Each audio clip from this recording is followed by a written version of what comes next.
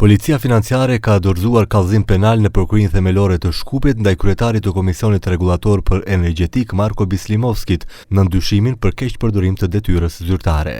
Sipas njoftimit, ai dyshohet se ka bërë shkelje ligjore duke mos vepruar për t'ia hequr në kohë licencën kompanisë Triterol Petrol, pasi ajo nuk i plotësonte kushtet ligjore për ushtrimin e veprimtarisë energjetike.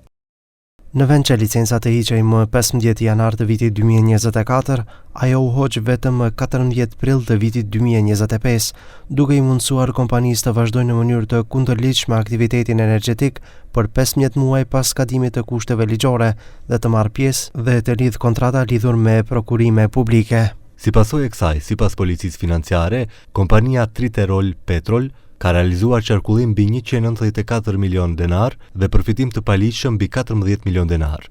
Me reagim ndaj kësaj doli Komisioni Rregullator për Energjetik dhe kryetari Marko Bislinovski, duke thënë se janë të hapur për bashkëpunim me të gjitha institucionet me qëllim që të sqarohen çështjet e përmendura të bëra publike nga policia financiare.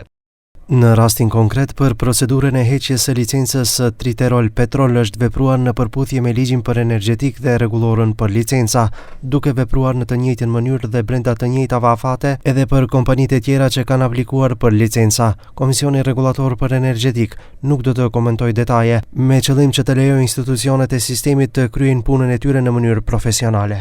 Përndryshe, kompania Triterol Petrol është në pronësi të Lupço Pecov, Gjavolli. Ai dyshohet se është një nga organizatorët e grupit kriminal për evazion fiskal në rastin Zinxhiri.